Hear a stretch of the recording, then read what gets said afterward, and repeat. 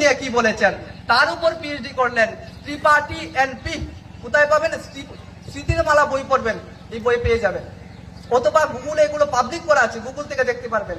Tripathi NP তিনি কলকাতা বিশ্ববিদ্যালয় থেকে পিএইচডি করলেন। উনার থিসিস টাইটেল হচ্ছে Sufism and Vaishnavism with special reference to the philosophy of Shri Thakur Anukul Chandra and his Satsang movement.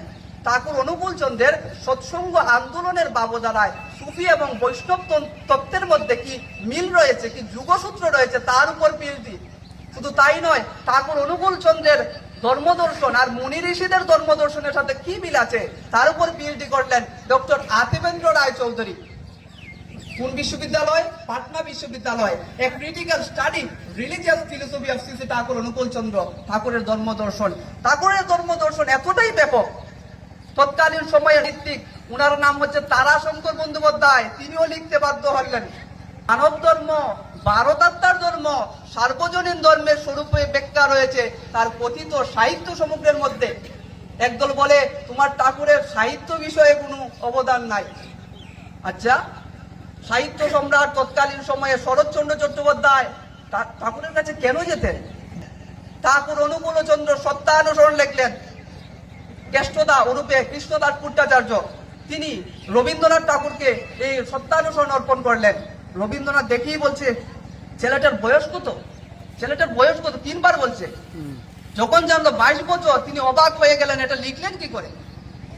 সত্যানুসরণ। ঠাকুরের যে চড়াবাণী দিতেন, চড়াবাণী, মাতৃভক্তি অটুট যত সেই ছেলে হয় কৃতিত, তো এই চড়াবাণী তো আমরাও দিতে পারি, অনেকেই বলে না।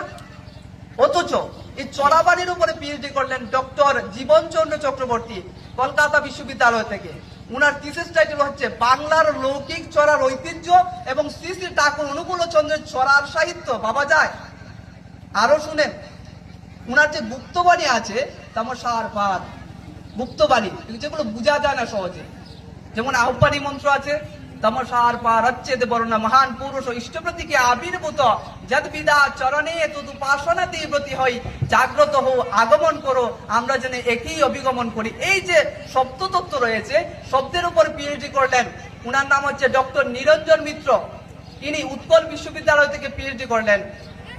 তিনি বলছেন a study of vocabulary of Shri Thakur Anukul Chandra based on style ও লিঙ্গুইস্টিক প্রিন্সিপাল, ঠাকুরের শব্দভাণ্ডার উপরে পিএইচডি।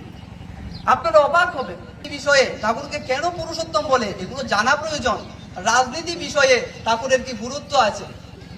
একদল বলে নীতি বিষয়ে কি বুঝেন, অথচ তৎকালীন সময়ে যারা রাজনীতিবিদ আছে, স্বাধীনতা তত্ত্ববিদ আছে, তারা মহাত্মা গান্ধী, তারপর নেতাজি সুভাষচন্দ্র বসু, দেশবন্ধু চিত্তরঞ্জন দাস, ওনারা কেন যেতেন ঠাকুরের কাছে?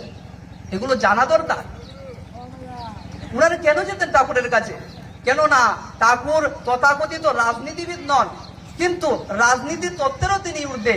কেননা এই রাজনীতি বিষয়ের উপরে পিএইচডি করলেন গত কয়েক বছর আগে, 2018 সালে। ওনার নাম হচ্ছে বিবেকানন্দ সিং। তিনি বাঙালি নন, তিনি পাঞ্জাবের একজন ব্যক্তি, বিবেকানন্দ সিং।